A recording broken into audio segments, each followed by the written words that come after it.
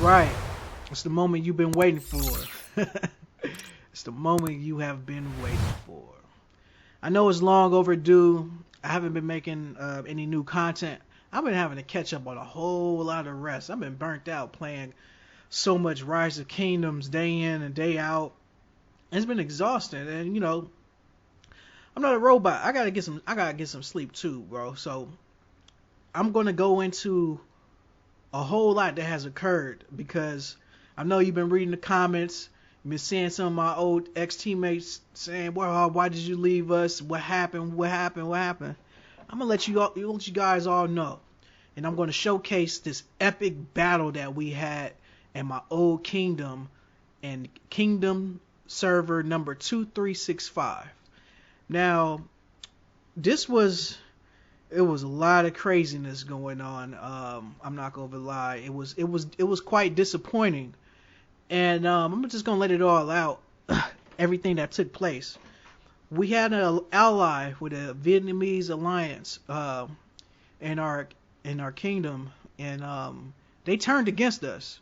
They turned against us. They didn't honor any of our agreements, and they attacked us.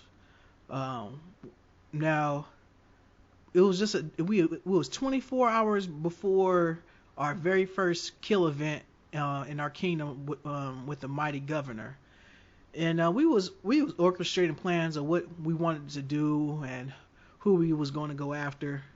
And before any of that could kick off, there was a alliance that burned one of our flags, and so that alliance that burned one of our flags, we immediately went after them, taking down their people, and even attacked their fort, and had it burning and everything, and just seeking revenge. And after a while, their leader sent me a message because he wanted to know, what was the cause of everything going down. And I told him, hey, one of your people burned our flag, so we retaliated, rightfully so. And so our ally, and let me not even mention our ally right now.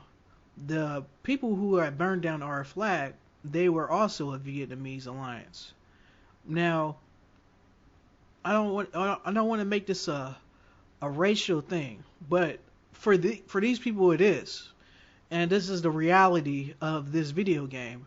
You have there are some prejudices within this video game, and I'm not gonna lie to anybody who may want to get into this game, because you will come across this, and it's not limited to any particular group of people.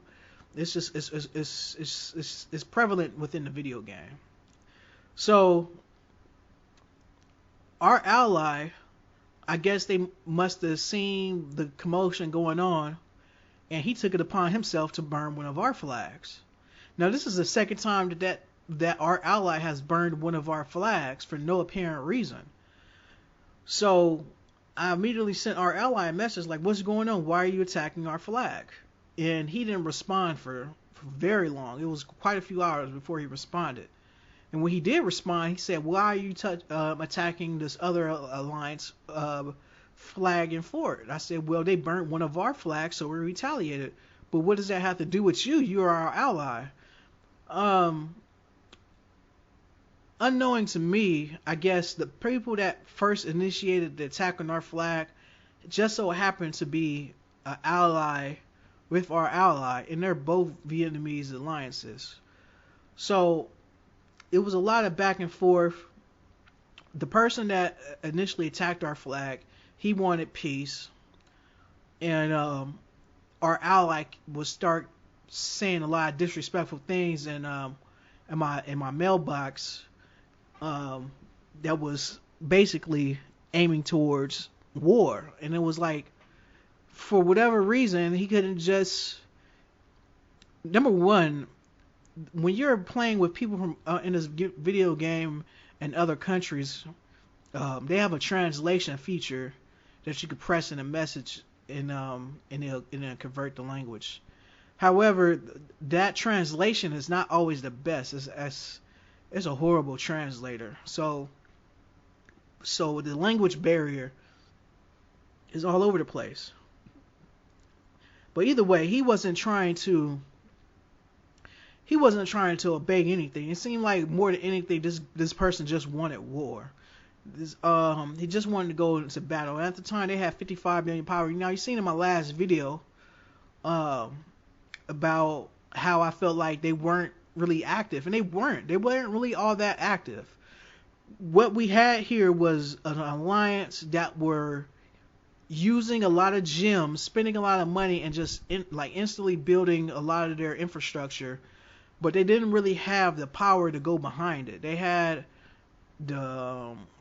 power, but they didn't really have the troops. And when I play this video, you're gonna see a lot of that. You're gonna see the fact that these people didn't really have a whole lot of anything.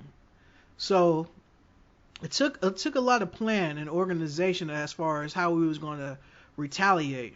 Now, me being the highest person of power in my alliance, it made it very difficult. It made it very difficult for me to do a lot of things, because when they attacked us, we didn't really have the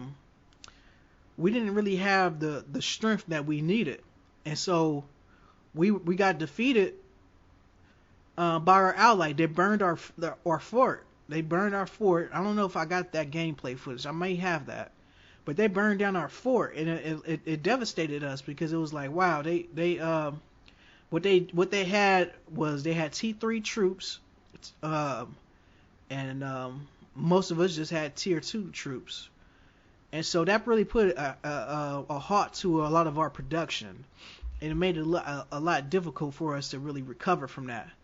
So I had to try to figure out a way of how I could immediately jump to tier 3 units, and I had to use a lot of speed ups. I had to use a lot of gems. I had to borrow resources from other teammates, and luckily I was able to get tier 3 infantry, and I used a whole lot of speed ups to hurry up and rush as many T3 units as possible. So what I did was I used my speed ups to upgrade my tier 2 units, and I used all of my training speed ups first, and then after I did that, I used all of my universal speed ups to rush tier 3 troops. And I was just basically wanting to have like one final attack to be able to, seek revenge for what they have done. And when I did that, when I was preparing this, I was like, these people ain't gonna never expect what happened to them. And I was scouting their troops that had attacked us, and I seen that they didn't really have that many tier 3 units. They had a few, but they wasn't like a massive amount. So I knew that I would be able to overpower them with my high level commanders, as well as my tier 3 units. I was going to amass a massive force of tier 3 troops that just have popped up out of nowhere. And so that's what I did. And as a result, when we retaliated, we had them running. We had them running all over the place, trying to escape, and we was destroying them. We had victories all over the place, but they kept sending reinforcements back to back to back to back. Now, I was like, how in the hell are these people constantly healing all of their troops and instantly sending them back? And that's what they was doing. It was no other way for them to do that other than to be using a boatload of resources and gems and speed ups. And so we ended up losing this huge battle because of the fact that I got so badly damaged that my hospital bill got sky high. I was unable to really recover with the amount of resources I needed to reheal my troops, as well as the lack of speed ups to be able to get them out of the hospital. It was impossible. So at the end of the day, at the end of the battle, because I knew they was going to come and rally my city and attack my city. And if you had come attack your city any of the troops that you have in there will be killed and be destroyed altogether. So I ended up having to pop a peace shield, and I randomly teleported before they had the chance to completely wipe me out, because I didn't want to see those troops go to waste. And it was just a bad situation, but it was a hell of a fight. It was an epic battle. I definitely want to thank and congratulate all of my fellow teammates at the time, because I wouldn't be able to do it without y'all. I really wouldn't have been able to do what I've done. We helped out one another, so don't feel bad. Even though we lost, I still take it as a win, because we caused these people to spend. I can't even say how much money they spent, but I rest assured that they have spent a whole lot of money and resources just to be able to continue to fight us repeatedly. And there was a lot of reasons why I knew that at this point I wouldn't be able to grow in a kingdom anymore. And I want to go into aspects of why I really feel like this game Rise of Kingdoms is ultimately being destroyed. And there's a lot of people that's making this game less fun, and I honestly don't know how much longer I will continue playing this game, but I will hope that the developers of this game will check out my YouTube video and hear my complaints about this game, in hopes that they'll change it, because there are a lot of people that are ruining this game, and as well as the developers who are allowing this to take place, which I honestly believe is going to destroy the replay value of this video game. It's going to struggle with keeping players' retention levels. It's going to hamper everything. There's an event called Karu Ceremony, I believe that's the name of it. I can't pronounce it. Let me see. Karu Ceremony. And what this event does, it you summon these barbarians to the field, and you could attack them as an alliance, or you could attack them on an individual level, and you could do like a rally against them. So if you're an alliance and you play this event, when you join that rally, you get so many rewards. You get so many huge amount of rewards. And on my main account, this is where I'm speaking from, is because I was able to join rallies and earn 50,000 XP books. So I'm talking about I think was it tier. I forgot which, but actually I forgot what tier of a tome book it is. But one book was equivalent to 50,000 XP points, and this came around the 30th, 32nd, or 33rd day of our kingdom. I may be off somewhere around there, but this event lasted for so long, and you had an unlimited amount of chances for you to join other people's rallies, so you could massively upgrade your commanders.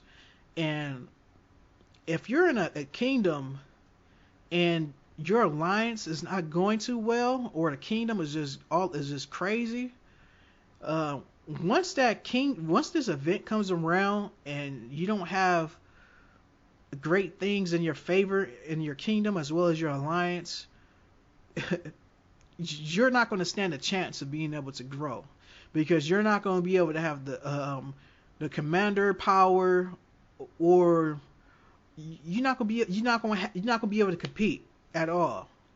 You won't be able to compete. So I feel like you shouldn't invest any real money into this video game until you could get a full feel of what your particular kingdom is evolving into, meaning what kind of players is in the server, um, the alliances that's in the server, as far as are they establishing themselves as a dominant force around the map? Do they have a whole lot of allies on the map? Because these are things that are ruining this video game. The developers are allowing people to have an unlimited amount of allies on this video game, so that you would be completely outnumbered and that you won't be able to have a chance for you to really grow and do your own thing. And it kind of forces you in a situation to be a part of somebody else's crew and not being able to pursue your own interests within this video game. And that takes away a lot from this game. You take and then also the fact that if you don't have a lot of great players on your team, like for instance, for my team that I was the leader of, I had a jumper account. And what was messed up about it is because I started this jumper account with somebody who abandoned his jumper project, and I thought he was taking it as serious as I was, because we was talking back and forth about it. We were sharing videos, and we was just sharing information. So I assumed that the material that I watched and how informed I was, I assumed that he was just as informed. And somewhere along the line, he just abandoned that project. So that really put me in a bad situation for the team, because I really needed him to be there, but I also needed everybody else to be on board. So what happened was the majority of our alliance was brand new players, and so that took a toll on me, because I'm having to teach new people how to play the game, what to do, how to do certain things, and what their focus needs to be on. So that hinders my development, my growth, and I can only go so far when I've got different things holding me back. So if other people are getting an attack, I got to stop what I'm doing. I got to go over there, got to put this on pause. I'm trying to recruit people. I'm trying to manage the amount of the quality of players coming into our alliance. It's just a hassle.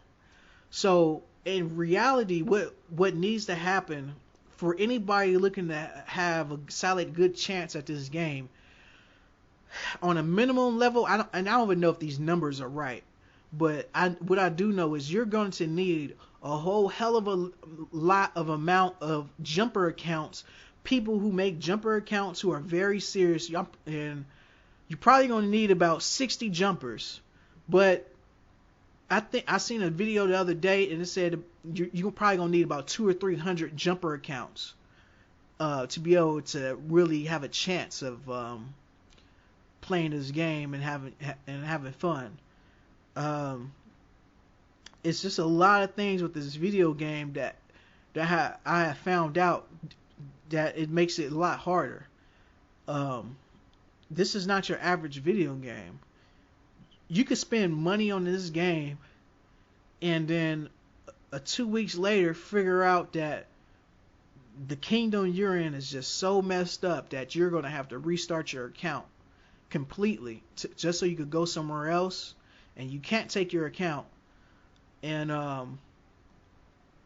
then all that money is lost.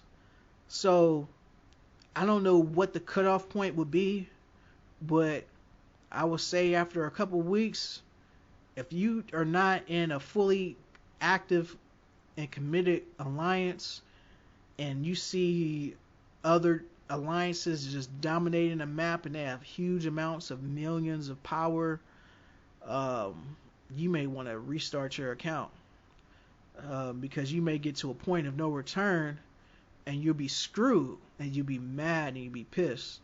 Now, the other downside to having an alliance that doesn't have a lot of great members on it is that it starts to affect your personal life.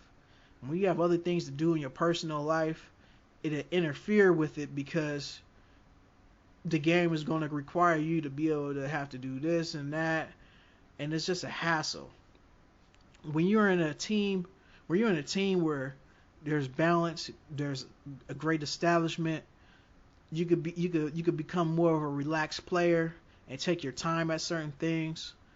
However, depending on how they go about setting the rules for that alliance, it could take away some aspects of the game. Not a lot of people are talking about this. On my main account, I'm in this alliance called the Family Order, the Order of Unity. They have so many different branches of their alliance. What these people have done is, I can't even tell you how this was developed. I get pieces of it here and there, but there's like, I don't know, let's just say it's 10 different other so-called families. These are all people who are all interconnected some kind of way, but they have decided to. This is what they have done. They grouped up a bunch of jumpers, and they put them into a Discord some kind of way.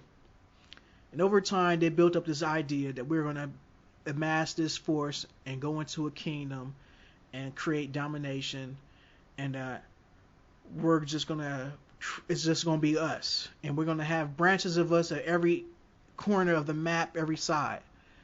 So this is what they have done, and so they had agreed upon themselves that at the end of the day, it's just going to be us here, and whoever is new into this kingdom, we're going to do whatever we can to force them into becoming one of us. We're going to force them into a position where they're going to have to either join us or join one of our allies or one of our other family members' alliances, they're all allies with one another, which says that all of their alliances that's family will not be able to attack one another, which means that basically it's peace in the kingdom. It sounds good in theory.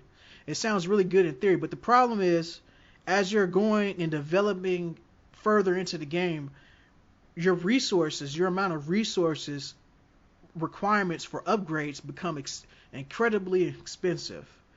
With the fact that they don't want you to attack any player, it limits where you're able to gather resources, meaning you only are able to gather resources from farming, and you're only able to attack other people during events, like KVK or Ark of Asar.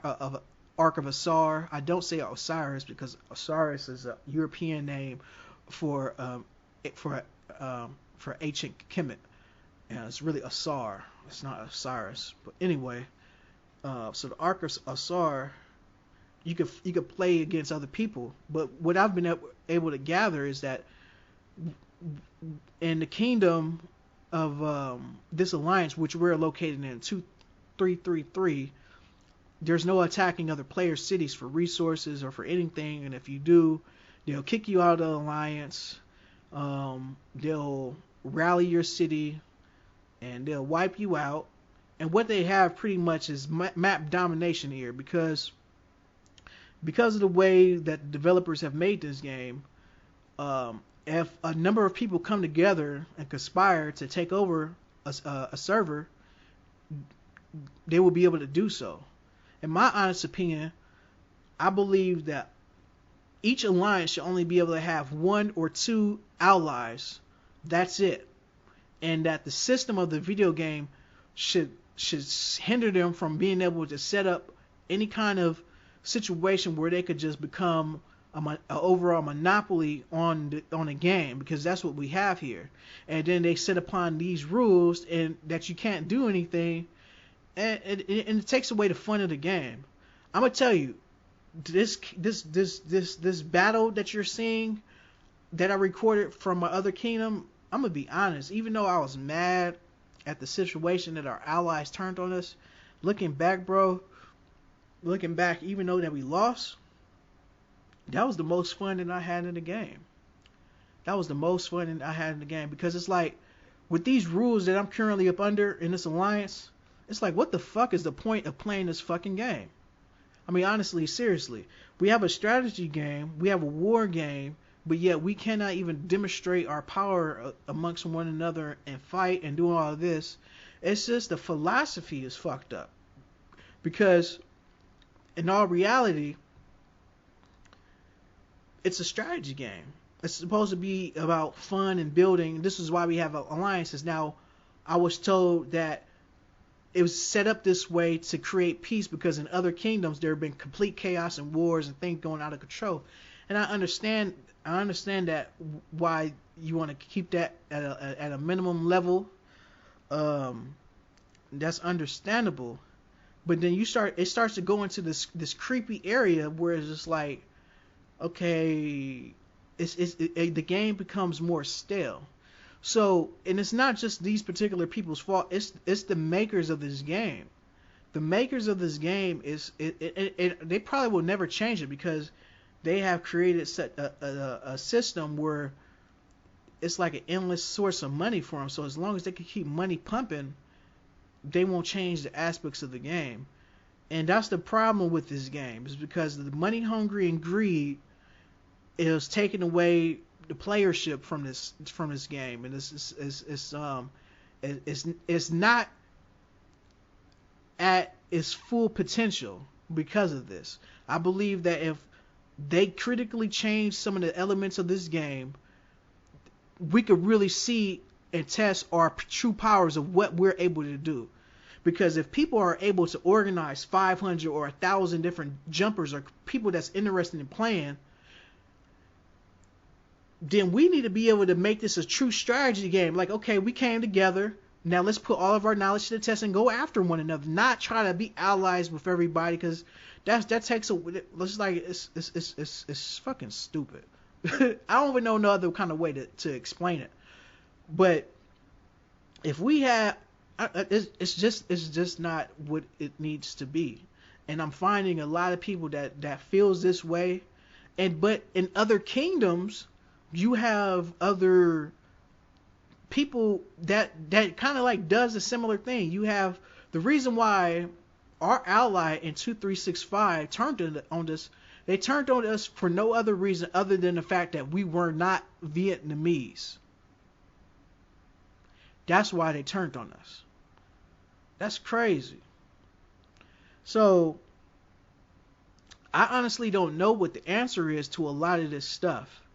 But I just know that there are certain things taken away from the fun of the game. I feel like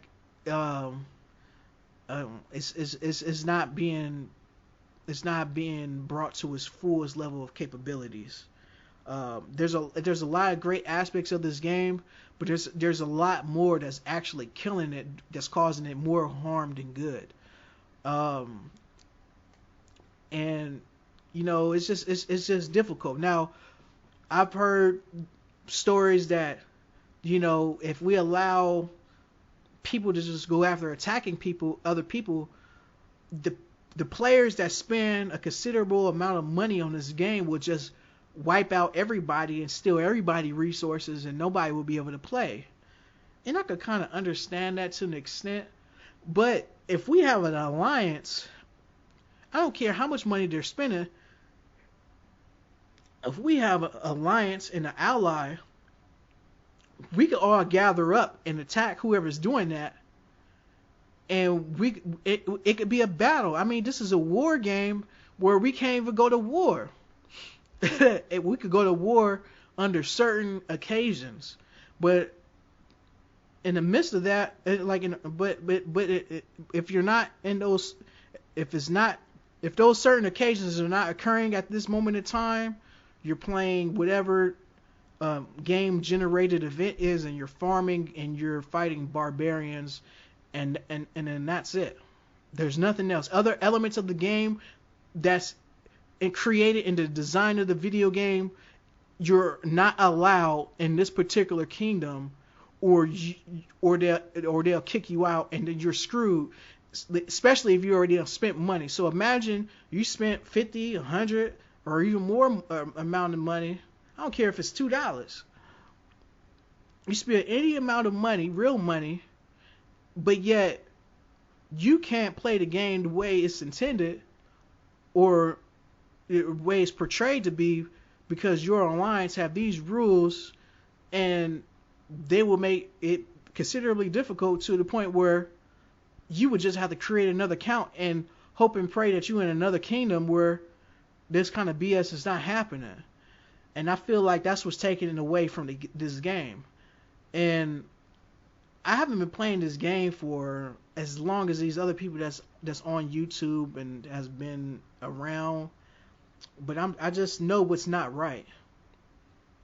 I would like it better if I'm in the kingdom. Let's say I got 500 jumpers. Okay, 50 jumpers go here, 50 jumpers go there. The other, everybody compete to the top. Not everybody join one huge family that's allies with one another and then pressure other people to join them, and then we just one big whatever, and then we're just playing this game with one another right here, and it's just, we don't fight one another, not unless it's some kind of KVK situation. That shit is fucking weak.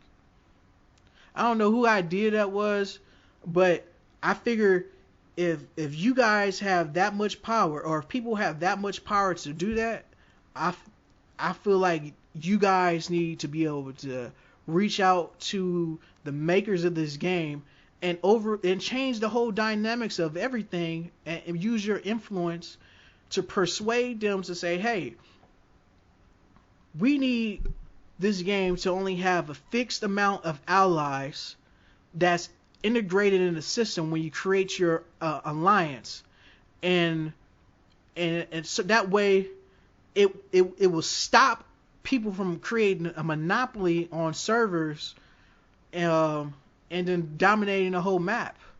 Because if we're going to have a system where you have to pay for gems to unlock certain things, like change the name of your account, to change the name of your alliance, and all of this different stuff. If I wanted to create my own destiny in this game, and with my own group of friends, I should be able to do that and have fun trying to rise to the top. But it's hard to do that when you have people that can have 30 different alliances that all made some kind of agreement outside of the game, and then they can all gang up on you, and then then that's it. So this game could be a whole lot better than how it's currently designed and put out there. I really thoroughly enjoyed this game, but we're not really seeing the full potential of this game, and because of that, as much as I continue to still play, I can't say for certain how long I will continue to play. Now, like I said, we need to try to create a situation where we have very smart and intelligent people who thoroughly want to have a good time fighting this game and fighting other cities, because that's a part of the game that makes it fun. Fighting, battling, gathering resources, stealing resources, and trying to really do what it takes to get to the top. But if we got things that's harboring us from doing that, it's just like, man, it's not as fun as it could be. And I believe a lot of you people know that, but it's difficult because you in a kingdom where you may want to do so, but it's hard to do that when you have somebody that has T4 troops, they have 40 million power, and they just keep obliterating you to pieces. And it's just like, you don't stand a chance. It's like, what the hell? It's like, what am I going to do? So it's just like they're forcing you into this enslavement type of gameplay, and forcing you to comply to do whatever the fuck they say. Now that's not a video game. I don't give a fuck. That is not no true video game. So this game has a variety of aspects that has to be looked at and reevaluated, or is just going to be a wrap. Now, this battle that I had with Clan VNK, that was amazing. I honestly believe that if I had 50 other players that was just like me, that had jumper accounts, we would have smashed them. We would have really smashed them. So maybe it's going to have to take for me to have to somehow amass a lot of people that's interested and somehow put that together. And this is not I'm not trying to talk down or I'm just telling people how it is, man. Y'all gonna play this game, invest y'all money into it. This is what y'all gonna get into, man. And there's a whole lot of other stuff that goes with this game, that people need to be made aware of before you start spending your money on this mobile game. Before it's just you don't want to get caught in the money pit situation where you throwing money into a situation, but things are steadily going more downhill. It's a great game. I love it. I've been able to get to City Hall level 17 in just a couple weeks, grinding. There's a lot more that I want to go into. That was that. I wanted to switch to another scene where we go into the detailed battle reports of the actual attack that that happened. Man, GrownManGames, man, it's been a hell of a journey. So let's step into phase 2 of this video, where we're gonna go into the discussion of the battle reports. All right, so I'm going to go into the discussions of the battle reports right now, and this is my jumper account, and I did move it to the new kingdom where my main account is located, because of the fact that I knew that my jumper wouldn't be able to continue to grow in my old kingdom. I had no other choice but to move it. Unfortunately, that's just because I've been playing the game for so long that I know a little bit about what road lies ahead of me, and the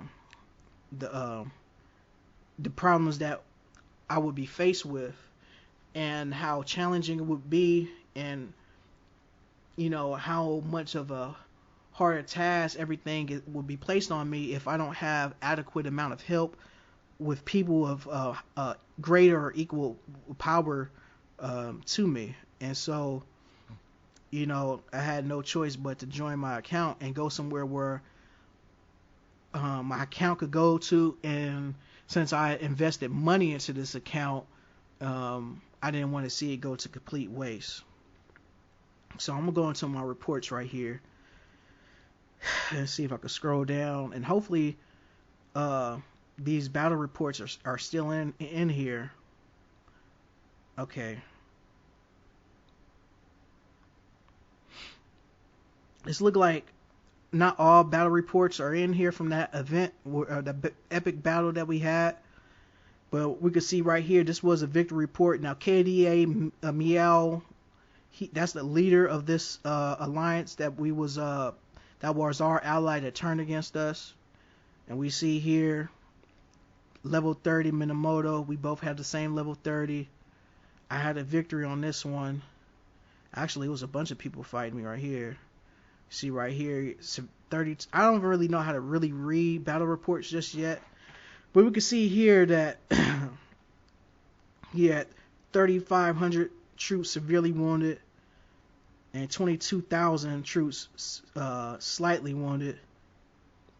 I had 12,365 units slightly wounded and 1,800 troops severely wounded.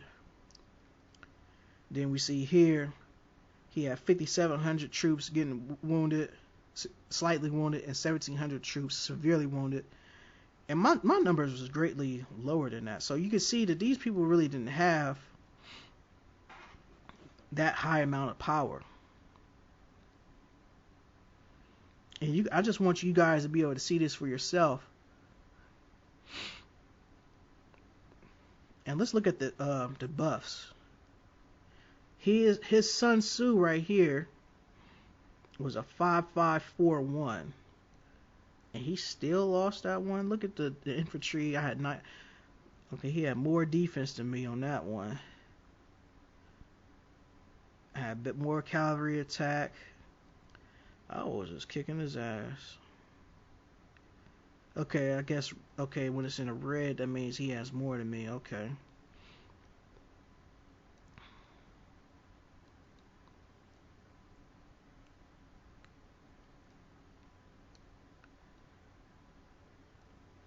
Look at that.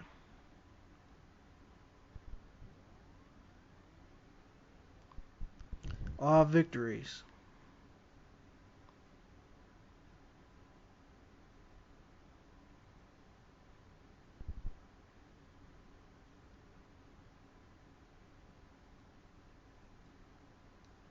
Now here's a defeat right here. My charged motel in Boudica.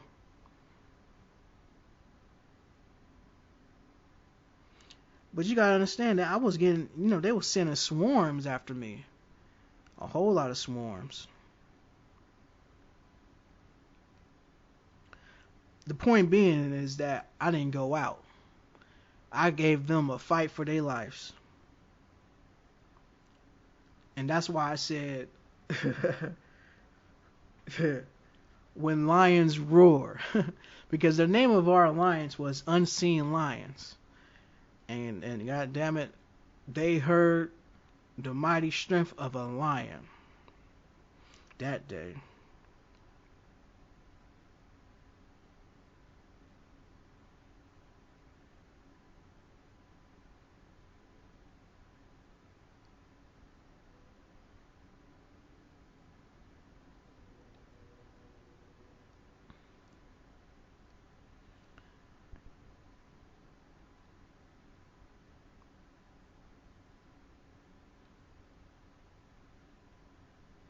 Okay, yeah, a lot of the my battle reports got uh got taken out because I jumped servers, and but some of which is still here.